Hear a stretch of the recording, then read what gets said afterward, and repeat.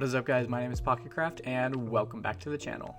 In today's video, I'm going to show you how you can get Mewtwo, Armored Mewtwo, and Shadow Mewtwo all in Cobblemon. I'll be saving some of my best tips for the end, so make sure to stick around to the end of the video, and if you find this helpful at all, please hit that subscribe button. We're really pushing to 100k, and we'd love to have you as part of the team. So Mewtwo and his forms aren't yet added in vanilla Cobblemon, so the first thing you need to do is install the Allthemon's data pack and resource pack. I'll have the link in the description, but you'll want to download this twice and put it once in your data pack folder and once in your resource pack folder, and then make sure that you have it selected here in the resource pack folder. Alright, so it'll start off here on the left and you need to click this arrow. If you don't do this, your Pokemon will just show up as green substitute dolls rather than their actual forms. And then the Allthemon's developers have added a fun little Easter egg where Mewtwo doesn't spawn in the wild, but you need to make it in a restoration tank like in the anime. So to craft that, you'll need a fossil analyzer with a data monitor on top and then the restoration tank to the right. And then to get Mewtwo, you'll need to put a psychic gem and a nether star into the bottom part of the restoration tank. And now nether stars are expensive, and so the two easiest ways to get them are either to fight the Wither, or if you are able to find a Groudon, who's probably the most common ultra rare spawn in Badlands biomes, so still pretty rare, but Groudon drops nether stars when knocked out. Alternatively, you can use a pasture bin collector mod, and if you catch a Groudon, you can use that to farm nether stars automatically.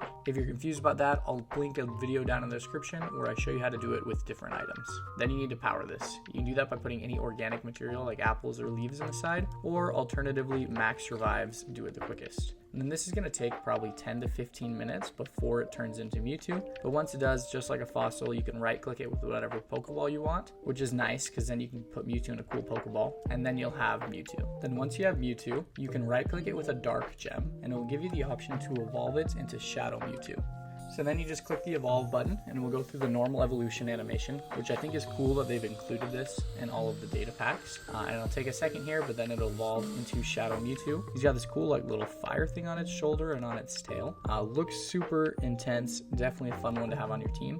And then if you right click it with a dark gem again, you can actually go back and evolve it back to normal Mewtwo. So this is really nice. Some of the evolutions sometimes in data packs aren't reversible, and so it's really nice that you can reverse this and have it be normal or Shadow Mewtwo whenever you want.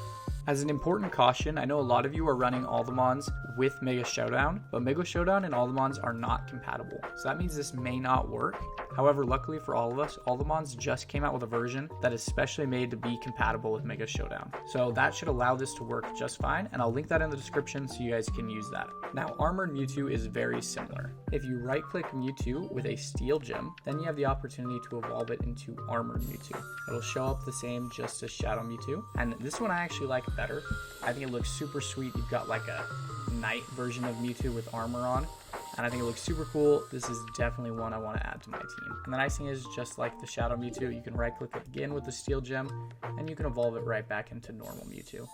This is super great because if you have limited resources and you can only catch one Mewtwo, as long as you get some of these gems, you can have all three of these guys on your team whenever you want and just evolve them interchangeably with the gems. However, the other really nice thing is if you want to farm these materials with that Groudon and Pasture Blend mod, which if you want a specific tutorial on that, comment down below and I can make one. You could get 3 Mewtwo's pretty easily and you could have all 3 of these guys on your team at once, which would be pretty epic. I think this looks super sweet the way they've done it. Definitely makes the game feel more interactive. Thank you so much for watching, and if you enjoyed this video, check out this video right here where I show you how to get Lugia and Ho-Oh in Cobblemon.